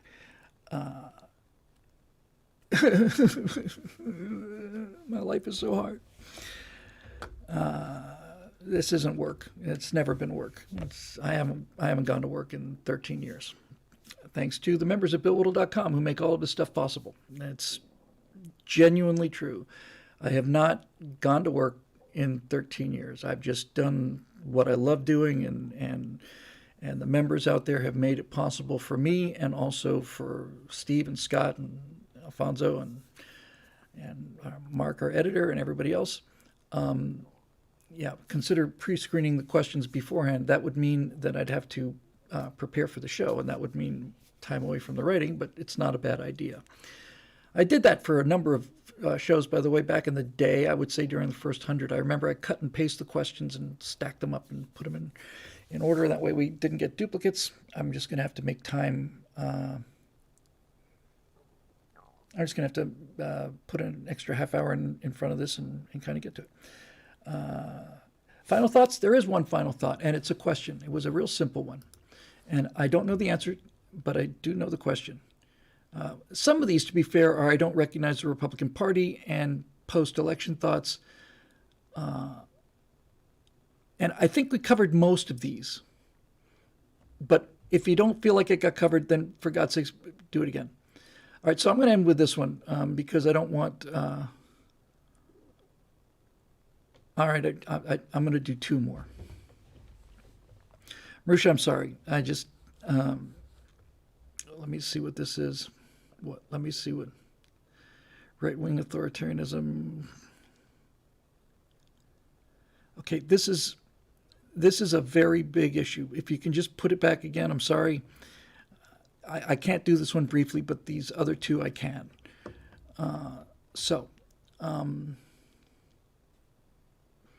Dave Olson. So Artemis is at long last on its way to the moon, and there was much rejoicing. I'm of two minds on this. On one hand, it's way too late and ridiculously over budget, and not to sound like a broken record, but if you know who had gotten half of that money 10 years ago, we'd already have the Earthlight Hotel at Musk Dome 1 on the Sea of Tranquility.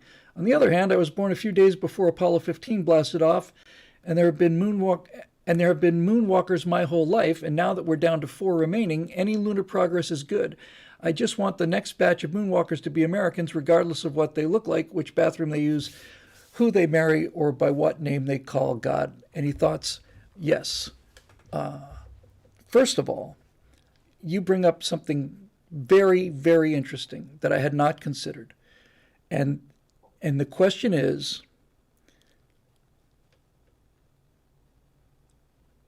will there be living moonwalkers when we get back to the moon the next time? In other words, will we be able to say that ever since July of 1969, we have had people among us, living among us, alive, who walked on the moon? Because these guys don't have a whole lot of time left. But we're not too far away, not as far away as we felt, 10 years ago.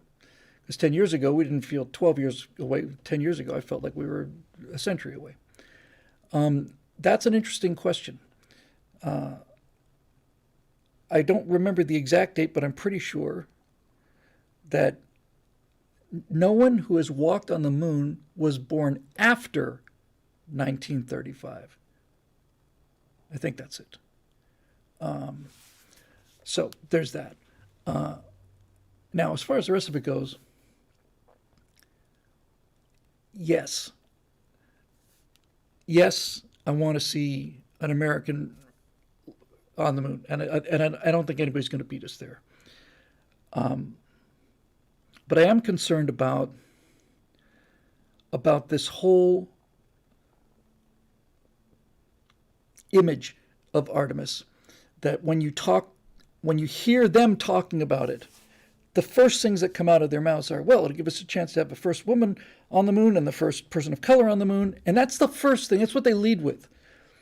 That's not, to me, that's antithetical to the space program to me. To me, it's antithetical. I mean, the Apollo program was about excellence. And I'm not one of those people who think so little of black people or women that they cannot achieve excellence without having to say that we're going to have the first woman or the first black woman on the Supreme Court. It's actual racism. It's actual allocating spaces for people who they do not think could make it otherwise. That's what they're all about. So I do concern myself with the philosophy of what's going back there. I also I don't like going backwards, Dave. I when I watched the launch, I just filled with contempt. It's really the only adjective I can think of. It was just kind of contempt. It's kind of like, really, okay. Janet, we have some fine commentary going on here. This is like a three-way tie for first place. Janek says there's already a person of color that was a moonwalker. He was two colors, actually. Rest in peace, Michael Jackson. Well played, sir. So,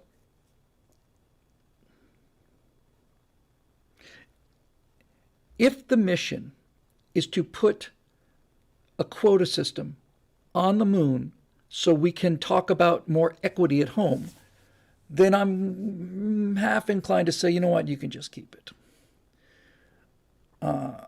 I won't say that because I'd like to see that flag up there again, but it does take a lot of the fun out of it. I would feel, you know, if you look at mission control on Artemis, let me rephrase this. Mission control at SpaceX for the Falcon Heavy launch, the first one, and mission control for the Apollo 11 launch were about as different as they could be in terms of what they looked like. Now, I was going to say the SpaceX crowd is much, much younger. It feels that way, but it's also possible that they just dress younger, you know. Everybody wears a T-shirt now. I dress like a 12-year-old, so, you know, here you go. But they don't look like the mission controllers for Apollo, the SpaceX guys. But they sound like them, and when they succeed, that cheer is the same sound. That enthusiasm, that euphoria, those are plugged into the same circuit. When you saw the launch, the post-launch of the Kennedy Space Center, and this woman got up and gave a PowerPoint presentation, you know, and you look at the controllers, and first of all, there's not very many of them, you know. It looks like it's 2/3 staff, and she goes, "No one can take this away from you," and you get a golf clap out of the controllers, right? You get a golf clap, and the reason you get a golf clap is because they know, and we know, and everybody knows. They know better than anybody that this is going backwards. It's just plain not going to do it. It costs too much money, and it's if you'll pardon the expression, it's not sustainable. What I would like to hear from Elon, and I should tweet this out because undoubtedly I'll get a response first thing in the morning. What I would like to hear from Elon is, I would like to hear, I don't need the specifics. What I would like to hear is, what is the long-term economic plan to make money in space? I'd like a little more detail on that. Because if you can't answer that question, then the whole thing's just another one-off. It's just a one-off. And even though we had, you know, 6 Apollo landings, the Apollo program was a one-off. So what's the long-term plan? I know NASA's talking about having a manned station in orbit around the moon. That sounds cool. To do what? To do what? What are they going to do there? I want to hear. I personally think that, look, the guy has changed the world. He's the most important person on the planet in terms of what he's done and continues to do. But I personally, if it had been me, I wouldn't have gone the Mars route. I would have gone for the moon, for the permanent moon base. Because if you get the permanent moon base, then you go anywhere. Anywhere. You simply use the lunar regolith, and you cook the structure out, and you fuel it, and you launch it on a rail gun, and you know, you can build stuff in space on the moon with a great deal of ease. And that seems to me to be a better investment because it can grow from there. If you put the moon base down, now you've got the means to go to the entire solar system. If you're going to put all of your marbles on Mars, then you cannot really use that. Then everything goes to Mars, right? If you go to the moon, then everything can come out of the moon. But if you're going for Mars, then everything goes to Mars. You can't use Mars the way you can use a moon base. because it's much further away. It's got an atmosphere. It's bigger, more gravity, all that stuff. I would have gone for the moon base. When I say moon base, I would have gone for the moon factory. I would have gone to find out. First, I'd go and do some samples. I'd find out how much ice is there, and I would go to the moon to set up a factory that builds spaceships that do not have to enter the atmosphere. That's what I would do. And once you got the moon, then Mars is easy. Once you're on the moon, you don't have to deal with these massive rockets, and you don't have to deal with any of this stuff. Once you're on the moon, it's essentially free. 98% of the total energy expended on the Saturn V rocket was to get it into Earth orbit. So, but I'm not going to tell him how to run his company. He's making it happen, so there's that. So I don't know about this. I don't have confidence in the Artemis mission. It's that simple. I don't have confidence in them.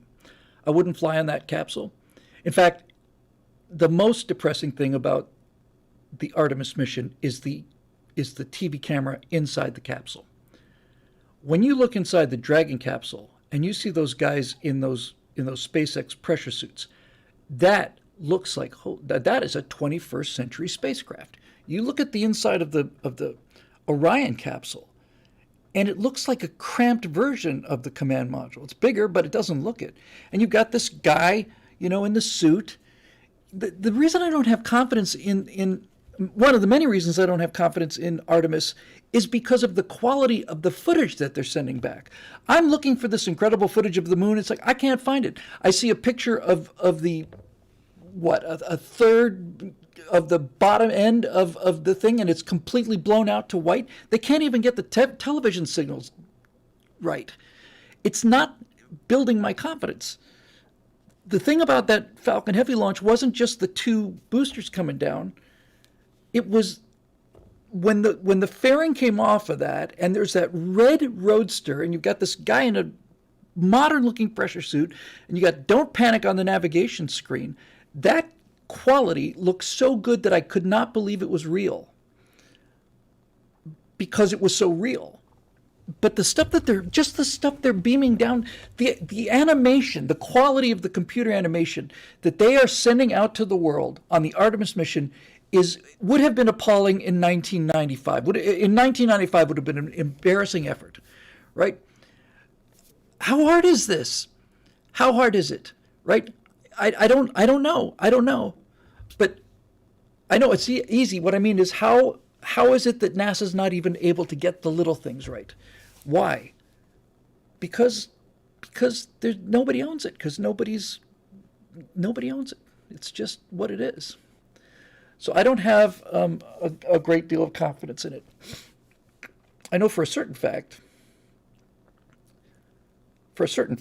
that whoever commands that first mission to go back will not have a tenth of the reserves of skill that Armstrong and Aldrin had. I have absolute confidence in saying that.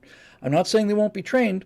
Obviously they will be trained, but they will not have been trained to anything like the level that Armstrong and Aldrin were trained to. Not just on the ground either. The crises that they both had to deal with in orbit. Aldrin, they called him Dr. Rendezvous. Aldrin could do the orbital mechanics in his head. You're never going to find anybody who can match that pair. Or any of the, I don't think any of these guys that are going back to the moon in Artemis have anything like the level of experience that any one of the Apollo crew members had. I wish it weren't true, but that's how I feel. So, if it turns out that everything goes according to plan, then we might see a lunar landing 2024. Things haven't gone according to plan, and the things that are breaking are things that we've been working with for 40 years. When you hear about fuel leaks, these are not the kind of problems that we should be having. Having the STS core is essentially the external tank. The solid rocket boosters are essentially the same as the shuttle. The engines are the same as the shuttle. It's basically tearing the space shuttle apart, taking the shuttle off, rearranging the pieces, putting the capsule on the top, and off it goes. We've been doing this for 40 years. And not only that, that technology was dated when those things were built. It's going backwards. So and they blew the doors off the launch tower. Okay, it's easy to fix. It's no major damage. All right. But the fact that they did not make the calculation correctly does not fill me with confidence. Right? Oh, wow. Yeah, it was a lot stronger than we thought. It blew those doors in. Somebody's not doing their job. Some engineer somewhere is not doing their job. Either the guy who designed the doors, it didn't put enough muscle into the door, or the guy who designed the thrust on the rocket engines overcalculated or undercalculated the amount of damage that would occur. But somebody messed up. And a door is not terribly expensive, but the launch gantry is not just a girder. It's an umbilical cord. The launch gantry looks like it's just there to kind of hold the thing up, but basically what it is, it's a line for fuel, electricity, all of this stuff. It's just going into the ship. And if they damage the tower enough to cave in steel doors, then it makes me wonder what's happened to all of the welds on this structure. Right? If it turns out that this thing created enough extra stress to crumple steel doors, what did it do to all of the other systems in the launch tower? I'm not saying they won't look at it. I'm saying it doesn't inspire confidence. So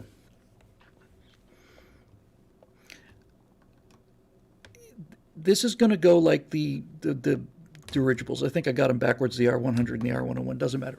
It's going to be the government dirigible. If everything goes absolutely smoothly, then chances are pretty good that you'll get whatever result you wanted. Okay, congratulations, By the way, if they decide to make it, this is all they talk about. This is the entire reason for the Artemis program as far as I can see. This is what NASA's sending out. So let's say that it all works out, and the next person to walk on the moon is a woman, and followed by a black man. Okay, that's fine. I mean, it's not like it's fine. Like, duh. I mean, we are a multiracial country. Why don't we just get the best people? But put that aside. So let's say that's what it is. Let's say it's a white woman and a black man. Now what happens if you're a Korean American? What happens if you're an American Indian? What happens if you're a Mexican American? What happens if you're not represented? If you're going to go down the representation road, if you're going to do this whole miserable, ridiculous, un-American, tribal bullshit and take that to the moon, then what about all the other people who didn't get represented? Well, we got now there's going to be all kinds of women engineers because we've got a woman walking on the moon. Well, it doesn't work that way. But even if it did, who's going to now? What about the Hispanic kids? Since they can't do anything without representation, what about them? What about them? Bastards. All right, here's the last question that I'm going to answer. Just because it's such a good question. From Jacob Belchuk. Hail, Bill. Here's hoping to third time's the charm. What does it mean to be good?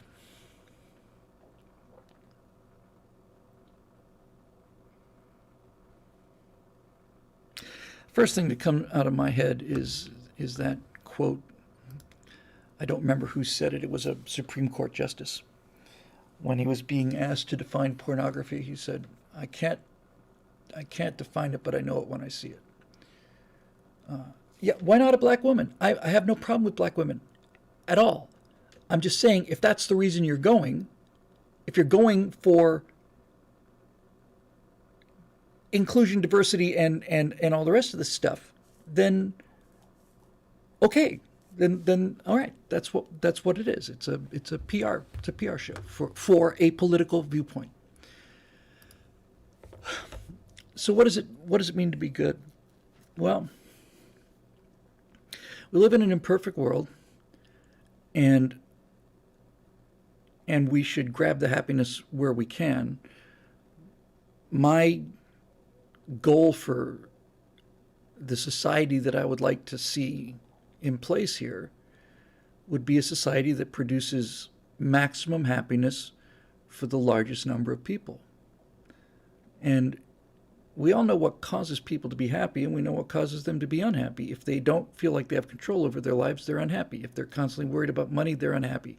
If they don't feel like they can get ahead, they're unhappy. If, on the other hand, they feel like they live in a system that's just and allows them to keep the rewards of their hard work, understanding that some of this stuff has to go to pay for the government, some reasonable cost. It's definitely part of it. Nobody's against that. The question of what is good is to me is always connected to happiness. Now, happiness is not the same as pleasure. That's really important. Really important. Pleasure is a narcotic. Pleasure is a drug. It's a endorphin rush. Happiness is something completely different. In fact, people who seek pleasure are the most unhappy people in the world. So happiness is looking around you and seeing a just and well-ordered place where delicate things are allowed to stay delicate for a while. You know, a happy society for me, the kind of society I want to live in, is a society where you can have your kids walk to school without worried about them being mortared or picked off by snipers. That may sound ridiculous, but that's a real problem in a lot of the world. I'd like to live in a clean place. That makes me happy. And the country is cleaner now than it's ever been. We reached maximum pollution in the 70s. And I think for me, because I do think this definition of happy is connected to the definition of good.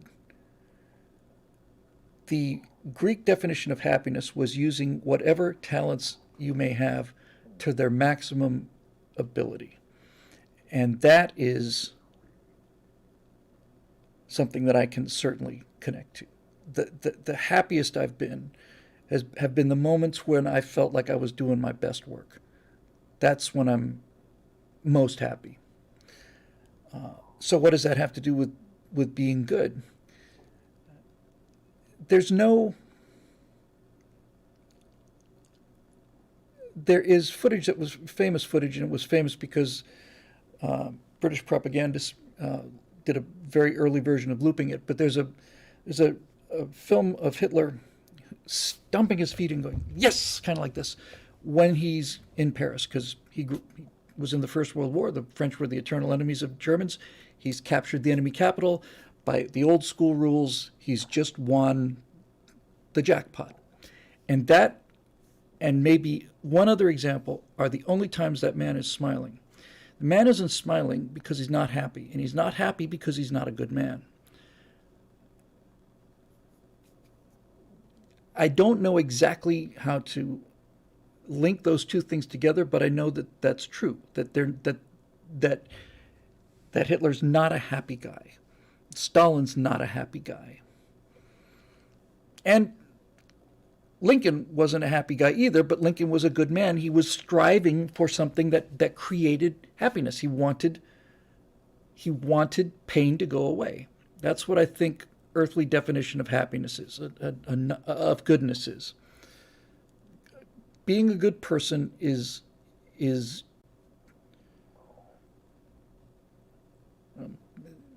being a good person is living a life where you get to do whatever you want to, so long as you don't impact somebody else's happiness. It's just that simple. That's what being good is. Being good is not just doing the things you want to do. Being good is knowing when you have to stop the things that you want to do because it's going to harm other people. And that only works if it's a two-way street. You cannot have a society, which is where we're going now, where one side is showing respect and the other side is not only not returning the respect, they're using that respect as an advantage. So I just think being a good person is being a person who doesn't like to see pain and suffering and is willing to do something about it. Not just put a bumper sticker on your car, willing to do something about it. Altruism has taken a beating among conservatives. I remember so clearly when we started doing Trifecta at PJTV, we did a show where a runner was in first place, and the person I think they must have been lapping them or something. The other runner was in such a level of exhaustion that she was basically collapsed. She could just barely put one foot in front of the other. And this person who was in first place, this athlete, stopped and put her arm around her and limped across the goal line. And the three of us said, that's wonderful, because it is. But we got a lot of heat over that. And the heat we got was that woman in first place shouldn't have to give up her first place finish for this person's lack of failure. That's what socialism is. No.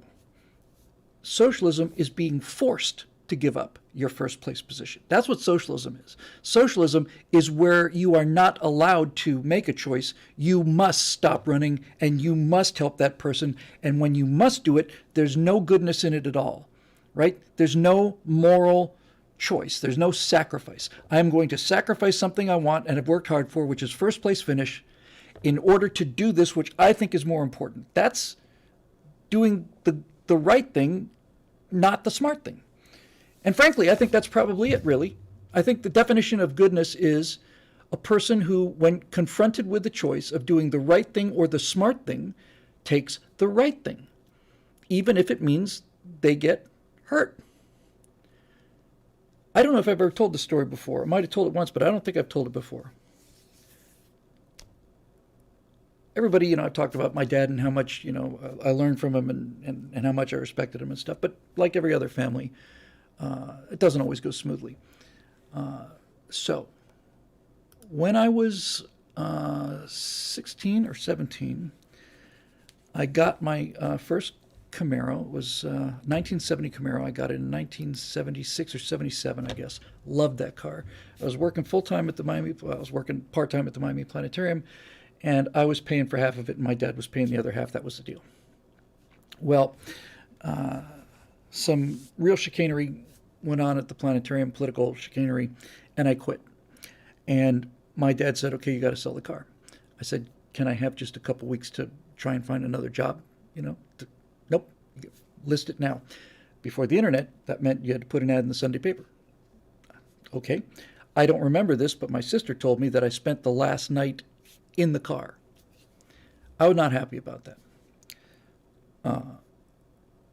So Sunday comes along, and a number of people come to see the car, my former car.